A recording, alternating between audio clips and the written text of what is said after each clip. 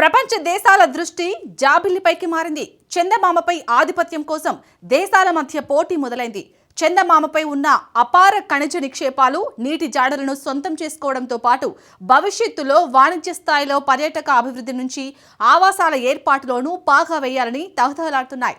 చంద్రుడిపై అన్వేషణలో భాగంగా పలు దేశాలు కీలక ప్రాజెక్టులు చేపడుతున్నాయి. ఈ క్రమంలో మరో ముందడుగు వేసేందుకు రష్యా సిద్ధమవుతోంది.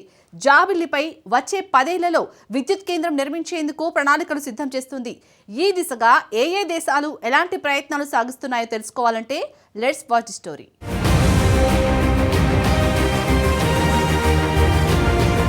ఇటీవల అకస్మాత్తుగా ప్రపంచ దేశాల దృష్టి జాబిల్లిపైకి మళ్లింది. ఒకప్పుడు శాస్త్రీయ పరిశోధనలకి పరిమితమైన చంద్ర అన్వేషణ ఇప్పుడు వ్యూహాత్మక, ఆర్థిక, వాణిజ్య లక్ష్యాల దిశగా మళ్లుతోన్నట్టు స్పష్టమవుతోంది. చందమామపై ఉన్న అపార ఖనిజ నిక్షేపాలు, నీటి జాడలు భవిష్యత్ అంతరిక్ష ఆర్థిక వ్యవస్థకు కీలకంగా మారనున్నాయని నిపుణులు భావిస్తున్నారు. చంద్రుడిపై లభ్యమవుతున్న నీటిని ఇంధనంగా మార్చుకోవచ్చు. అలాగే అరుదైన ఖనిజాలు, హీలియం-3 వంటి వనరులు భవిష్యత్ శక్తి అవసరాలకు కీలకమయ్యే అవకాశం ఉంది.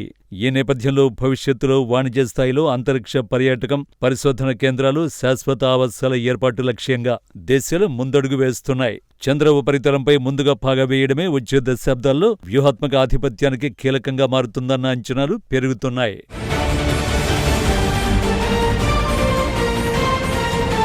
ఈ పోటీ మధ్య మరో కీలక పరిణామం వెలుగులోకి వచ్చింది. చంద్రాన్వేషణలో భాగంగా ఇప్పటికే పలు దేశాలు కీలక ప్రాజెక్టులను చేపట్టగా ఇప్పుడు రష్యా మరింతగా ముందుకు వెళ్లేందుకు సిద్ధమవుతోంది.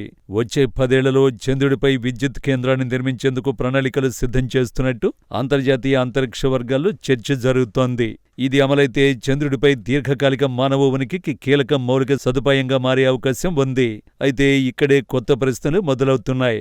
అంతరిక్షం మొత్తం మానవాళికి చెందినదన్న అంతర్జాతీయ ఒప్పందాల మధ్య చంద్రుడిపై వనరులపై ఆధిపత్యం సాధించే ప్రయత్నాలు చట్టబద్ధమా?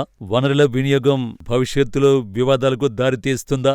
అంతరిక్షంలోనూ భూమిపై లాగానే శీతల యుద్ధ తరహా పోటీ మొదలవుతుందా అన్న సందేహాలు వ్యక్తమవుతున్నాయి. చంద్రుడిపై అన్వేషణను మరింత విస్తరించేందుకు ప్రపంచ దేశాలు వరుసగా ప్రతిష్టాత్మక ప్రాజెక్టుల్ని చేపడుతున్నాయి. ఈ పోటీలో తాజాగా రష్యా మరో కీలక అడుగు ముందుకు వేసేందుకు సిద్ధమవుతోంది. జాబిల్లిపై రాబోయే 10 ఏళ్లలోనే విద్యుత్ కేంద్రాన్ని ఏర్పాటు చేయాలనే లక్ష్యంతో ప్రణాళికలు రూపొందిస్తోంది. తమ లూనార్ ప్రోగ్రాంకు అవసరమైన విద్యుత్తో పాటు రష్యా, చైనా సంయుక్త పరిశోధన కేంద్రానికి నిరంతర విద్యుత్ సరఫరా చేయడమే ఈ ప్రాజెక్టు ప్రధాన ఉద్దేశ్యమని వెల్లడించింది.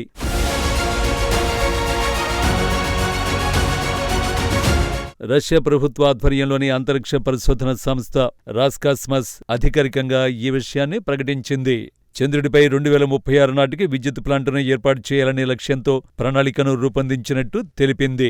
ఈ ప్రాజెక్టును అమలు చేసేందుకు రష్యాకు చెందిన ప్రముఖ ఏరోస్పేస్ సంస్థ లావోచికిన్తో ఒప్పందం కుదుర్చుకున్నట్టు వెల్లడించింది. ఈ విద్యుత్ కేంద్రం ద్వారా చంద్రుడిపై పనిచేసే రోవర్లు, అబ్జర్వేటరీలు భవిష్యత్తులో ఏర్పాటు చేయనున్న పరిశోధనా కేంద్రాలకు అవసరమైన శక్తిని అందించాలన్నది రష్యా లక్ష్యంగా పెట్టుకుంది. రష్యా, చైనా కలిసి చంద్రుడిపై సంయుక్తంగా పరిశోధన కేంద్రాన్ని ఏర్పాటు చేయాలని ఇప్పటికే నిర్ణయించాయి. ఈ నేపథ్యంలో ఆ కేంద్రానికి అవసరమైన మౌలిక వసతుల్లో విద్యుత్ సరఫరా కీలక పాత్ర పోషించనుంది. అందుకే ఈ విద్యుత్ ప్రాజెక్టుకు అత్యంత ప్రాధాన్యమిస్తున్నట్టు రాస్కాస్మస్ తెలిపింది. చంద్రుడిపై దీర్ఘకాలిక పరిశోధనలకు అక్కడ మానవ కార్యకలాపాలు సాగించేందుకు స్థిరమైన విద్యుత్ వనరు అవసరమని నిపుణులు కూడా అభిప్రాయపడుతున్నారు.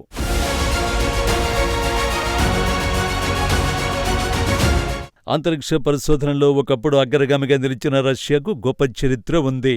1961లోనే తమ వ్యోమగామి యూరీ గగారిన్ను అంతరిక్షంలోకి పంపి ప్రపంచాన్ని ఆశ్చర్యపరిచింది.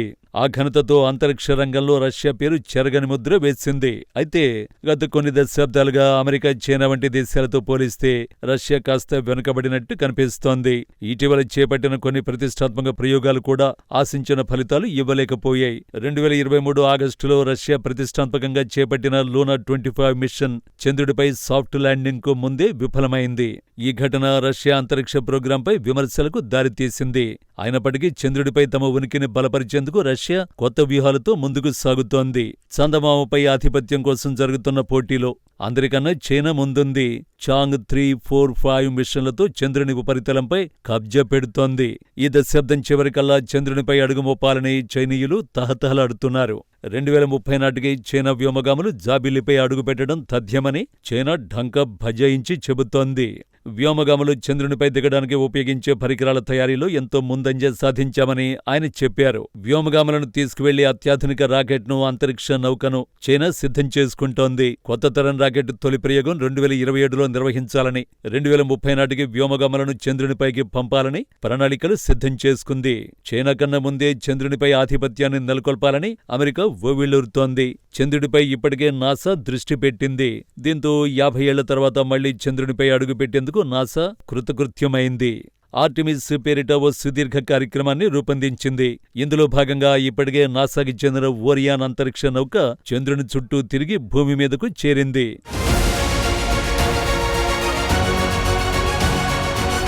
వచ్చే 10 ఏళ్లలో అన్ని దేశాలు, సంస్థలు కలిసి కనీసం 100 వరకు చంద్రయాన్లు నిర్వహించనున్నాయి. దీంతో భూమికి చంద్రునికి మధ్య విపరీతమైన రద్దీ ఏర్పడనుంది.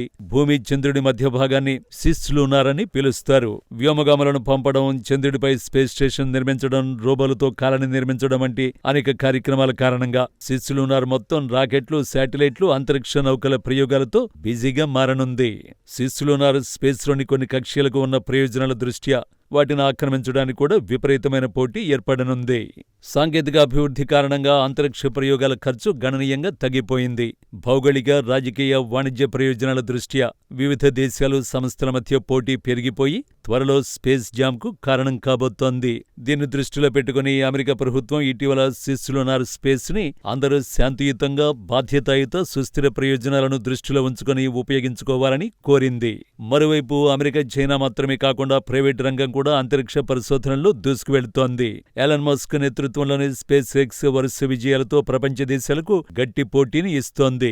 ఈ నేపథ్యంలో చంద్రుడిపై విద్యుత్ కేంద్రం ఏర్పాటు చేయాలన్న రష్యా ప్రణాళిక భవిష్యత్ అంతరిక్ష పోటీలో కీలక మలుపుగా మారే అవకాశముందని నిపుణులు అభిప్రాయపడుతున్నారు.